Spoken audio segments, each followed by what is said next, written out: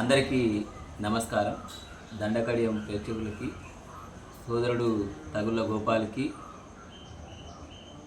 ఆమె వదిలిన అడుగుల వెంట గడియ తీసే ఉంచ, ఏదో వేళనైనా తానొస్తుందనే వెర్రి నమ్మకం, ఏవేవో ఊహలు హృదయాన్నుండి మెదడుకు, మెదడు నుండి హృదయానికి ప్రసారమవుతున్నప్పుడు ఏ కంటికి సోకకుండా, గాలికైనా తానొచ్చెతోవా తెలియకుండా వచ్చింది గదిలోకి. వస్తూ వస్తూ ఏ హిమానీ నదులలో తానమాడి వచ్చిందో, వస్తూ వస్తూ ఏ హిమానీ నదులలో తానమాడి వచ్చిందో, మెల్లగా నా మేనిని సుతారంగా నిమిరితే, ఆ స్పర్శకి ఆయాచితంగా లేసిన నా తలను, ఆ స్పర్శకి ఆయాచితంగా లేసిన నా తలను చల్లని తన ఒడిలోకి మెల్లగా తీసుకుంది.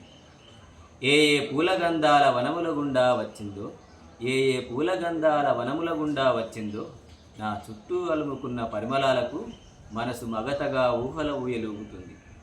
తనువు ఆమె ఒడి ఊయలలో సేద తీరుతుంది. చెట్లను చీల్చుతూ వెలిగేటి, చీకట్లను చీల్చుతూ వెలిగేటి ఆ దివ్య తేజపు ముఖంలోకి ముఖం పెట్టి చూస్తున్నప్పుడు దొంగ మొహంది ఏ మంత్రమేసిందో మత్తుగా ఆదమరచి నిద్రలోకి జారుకున్నా. వేకు అనే గోల చేసే కోడి కూతలకు చిరాకుగా నిద్ర కళ్ళను నలుస్తూ తెరిచి చూస్తే చుట్టూ ఆవరించిన శూన్యం, చుట్టూ ఆవరించిన శూన్యం. తాను వదిలెళ్ళిన హాయిని దోచెందుకు బయలెళ్ళిన అగాంతకుడు.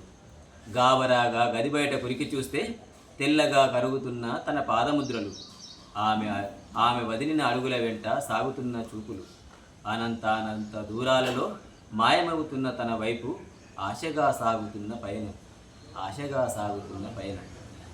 Thank you.